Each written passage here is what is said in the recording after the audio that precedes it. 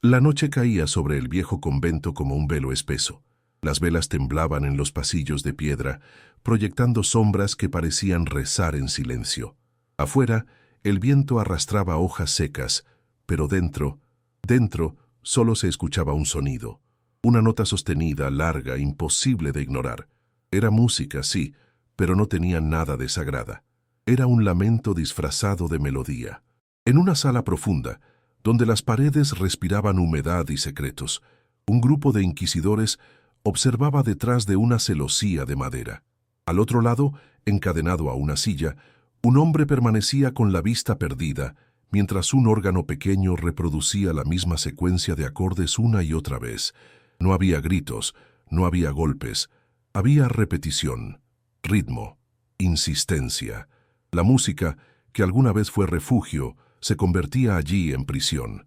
Cada nota caía sobre el espíritu del acusado como una gota helada, horadando su voluntad, debilitando la mente con una precisión que ninguna espada podía conseguir.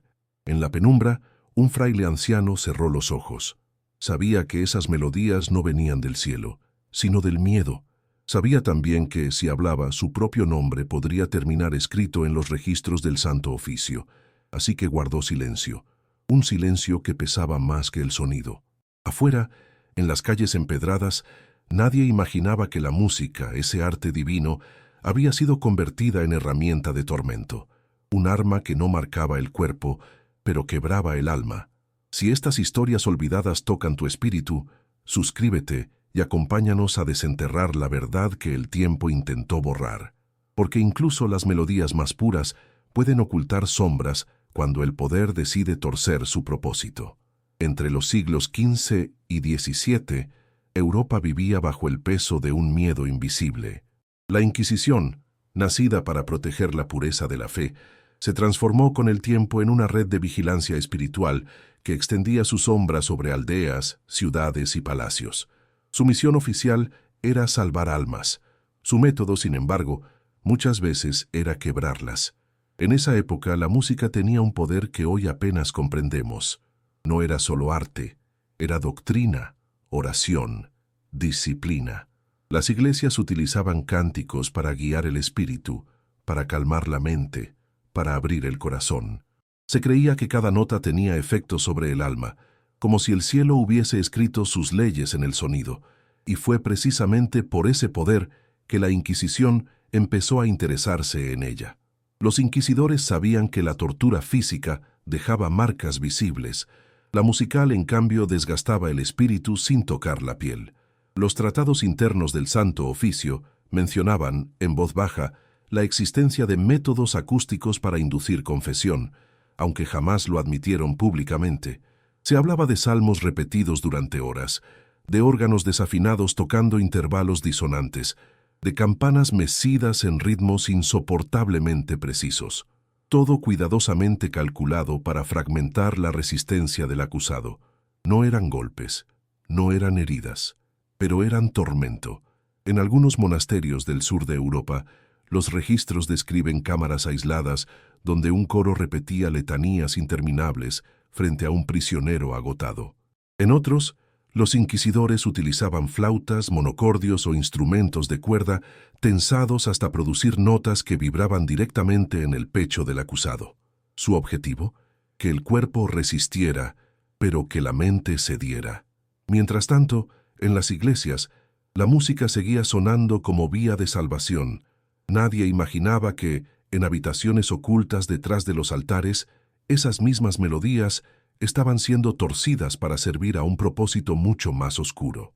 Europa cambiaría con los siglos, pero los ecos de esa contradicción, la fe que salva y la música que hiere, seguirían vibrando mucho tiempo después. La sospecha comenzó con un sonido que no debía estar allí.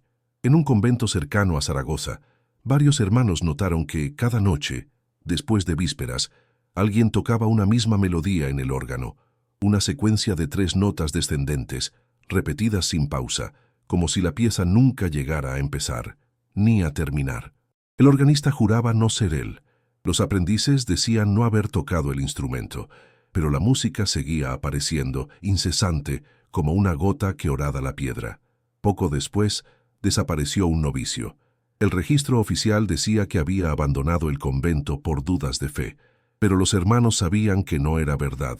Él nunca habría huido sin su rosario, y el rosario apareció, días más tarde, en una sala que nadie tenía permiso de usar, la cámara de penitencia. Fue allí donde el conflicto tomó forma. Un hermano anciano, temblando, reveló que la Inquisición había enviado emisarios, no para investigar brujería, no para buscar herejes, sino para corregir a quienes se desviaban de la obediencia. Y lo hacían con música. Los instrumentos eran colocados frente al acusado. Se tocaban notas inestables, ritmos irregulares, armonías incompletas. El sonido no hería, pero desgastaba. No golpeaba, pero agrietaba. Al principio, el acusado rezaba para resistir. Luego rezaba para que el sonido terminara.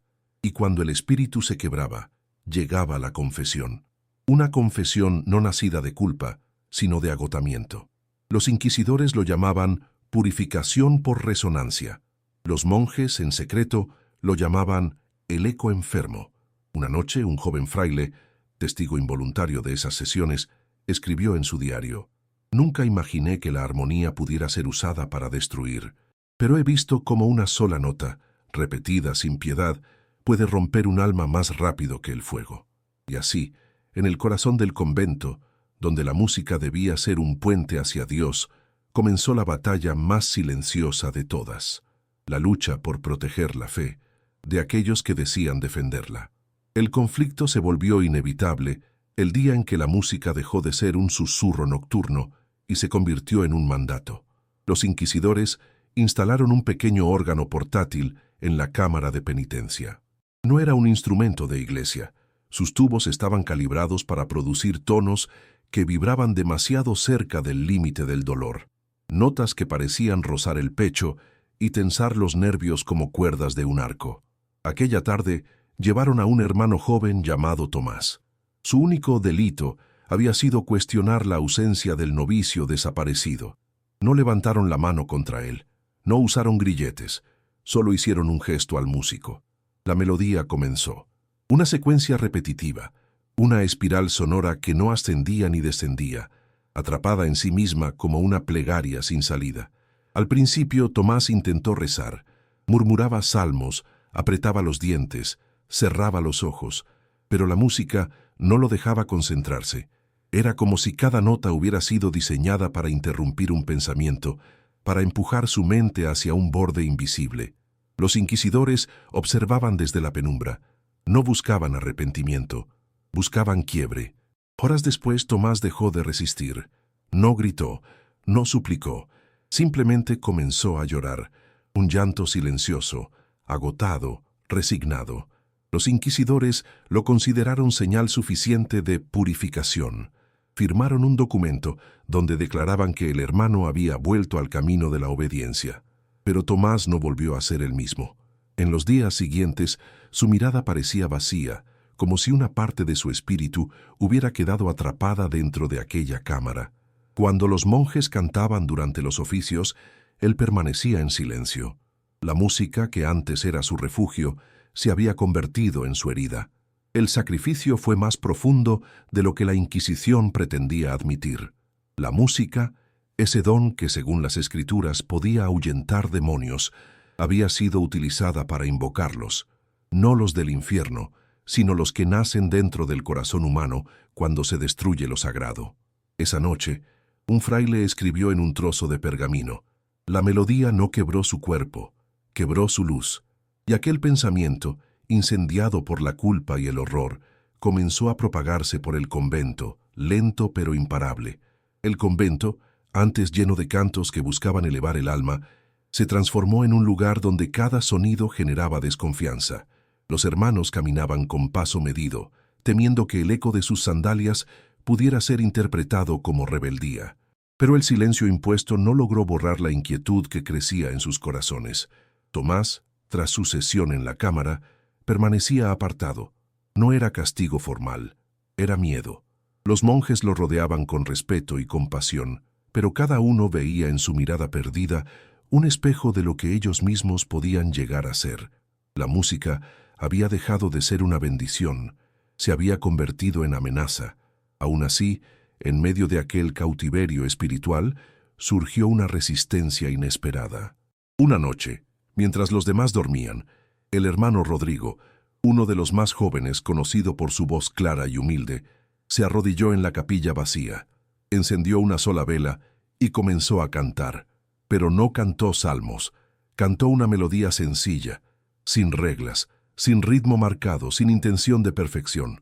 Era una canción infantil que recordaba de su madre, algo que no aparecía en ningún libro litúrgico. La melodía era cálida, humana. No buscaba quebrar almas, buscaba curarlas. Tomás, al escucharla desde su celda, sintió algo que no reconocía desde hacía semanas. Alivio. No alivio del cuerpo, sino del peso invisible que lo oprimía. Otros monjes también despertaron, pero nadie interrumpió a Rodrigo. No era un acto de rebeldía, era un acto de supervivencia, un intento de recordar que la música podía ser luz, no solo sombra. Pero los muros, siempre vigilantes, nunca guardan silencio por mucho tiempo. A la mañana siguiente, los inquisidores notaron que algo había cambiado. Los monjes parecían más serenos, más unidos, menos temerosos, y eso para ellos era peligroso. Ordenaron entonces un nuevo decreto. Queda prohibido entonar cualquier canto que no esté aprobado por el Santo Oficio. Los hermanos bajaron la mirada. Sabían que el decreto era una cadena más. Pero también sabían que el canto de Rodrigo había sembrado algo que ya no podía prohibirse: la certeza de que la resistencia espiritual no siempre nace del grito. A veces nace de una melodía suave, escondida en el corazón. La tensión crecía como una cuerda demasiado tensa, a punto de romperse. El decreto prohibiendo los cantos no hizo más que encender el espíritu de resistencia que los inquisidores intentaban sofocar. Los monjes obedecían en voz alta, pero en su interior el silencio se estaba transformando. Ya no era miedo, era espera. La noche del milagro comenzó sin presagios. Los hermanos dormían en sus celdas, las lámparas ardían en los pasillos y la luna recortaba la silueta del convento como si lo observase desde un juicio eterno. En la cámara de penitencia, los instrumentos permanecían alineados, listos para repetir el tormento sonoro que ya había quebrado a varios. Pero algo, nadie supo qué, cambió en el aire. Tomás despertó primero. Sintió una vibración suave, tan leve que podía confundirse con el roce del viento. Se incorporó y escuchó atentamente. No era una melodía, y al mismo tiempo lo era. Un murmullo casi imperceptible, como una nota sostenida en un borde del alma. Pronto, otros monjes despertaron también. No oían lo mismo, pero sentían lo mismo. Una presencia. Una calma extraña que llenaba los pasillos, reemplazando el temor por una quietud profunda. El fraile Rodrigo se llevó una mano al pecho, comprendiendo sin palabras. Esa vibración no venía de un instrumento ni de una voz humana. Los inquisidores, reunidos en el ala sur, también la percibieron. Sus rostros palidecieron, no porque fuese fuerte, sino porque era pura, inquebrantable, un sonido que no podía usarse ni controlarse. Cuando la vibración alcanzó la capilla, las velas comenzaron a inclinarse hacia adelante, como si algo invisible avanzara entre los bancos. Ningún vidrio se quebró, ningún viento entró, solo una presencia silenciosa, un silencio, lleno de luz. Y entonces ocurrió. El órgano, el mismo que habían usado para quebrar voluntades, emitió una única nota, una sola, clara, perfecta, una nota que no debía sonar, pues nadie lo estaba tocando. Los monjes cayeron de rodillas. Incluso Tomás, cuya fe había sido herida, sintió cómo una lágrima se deslizaba por su rostro. No era miedo, era reconocimiento. Los inquisidores intentaron acercarse, pero al hacerlo, la nota se apagó de inmediato. El silencio volvió de golpe, dejando tras de sí una certeza que nadie se atrevió a pronunciar. Lo sagrado había respondido, pero no a ellos. Aquella noche, el convento entero comprendió que ningún poder humano podía profanar por completo aquello que nacía del cielo. La música que había sido usada para destruir había vuelto a su origen, y su regreso había sido tan sutil que solo quienes aún conservaban un fragmento de fe pudieron oírlo. Los días que siguieron fueron extrañamente pacíficos, no porque la Inquisición hubiera dejado de vigilar, sino porque algo en el ambiente había cambiado. Era como si los muros hubieran absorbido aquella nota misteriosa y ahora la devolvieran en forma de serenidad. Los monjes caminaban con más firmeza. Incluso Tomás, cuya alma había sido quebrada, parecía recuperar lentamente la claridad en su mirada. Los inquisidores, en cambio, no encontraban descanso. Habían intentado usar la música como arma, y la música misma les había respondido. En sus reuniones secretas discutían si aquel fenómeno había sido una coincidencia, una ilusión colectiva, o, lo que más temían admitir, un signo del cielo. Uno de ellos dejó por escrito en un informe confidencial: «Los sonidos que empleamos como tormento han mostrado una voluntad que no pertenece a los hombres». Esa frase nunca salió de los archivos oficiales, pero los monjes la conocieron por rumores. Y esos rumores se convirtieron en llamas que avivaron la memoria sagrada del lugar. Con el pasar de los años, el convento dejó de ser un punto de vigilancia inquisitorial y volvió a ser un refugio espiritual. Algunos hermanos hicieron voto de silencio no por miedo, sino para honrar el milagro del sonido que había defendido su dignidad. Rodrigo, el joven fraile que había cantado la melodía infantil, se convirtió en un maestro de novicios. No enseñaba técnica, sino verdad. Su lección más repetida era simple: la música revela el estado del alma. Los habitantes de la región también conservaban la historia. Algunos afirmaban escuchar en ciertas noches sin luna un eco lejano proveniente del convento, no un grito, no un lamento, sino una nota pura sostenida en el aire, como si el cielo recordara públicamente de quién es realmente la música. Con el paso de los siglos, los archivos oficiales de la Inquisición se fueron cerrando y muchos documentos se perdieron. Pero la leyenda del convento sobrevivió como sobreviven las verdades que nadie quiere escribir, en canciones populares, en cuentos contados al calor de la chimenea, en susurros pasados de generación en generación, porque al final lo que quedó no fue la memoria del tormento, sino la prueba silenciosa de que incluso lo sagrado, cuando se usa para oprimir, termina defendiendo su propia esencia, y la música, nacida para elevar el espíritu, jamás será esclava de la oscuridad. Hoy, el convento donde la música fue usada como arma sigue en pie, silencioso y humilde.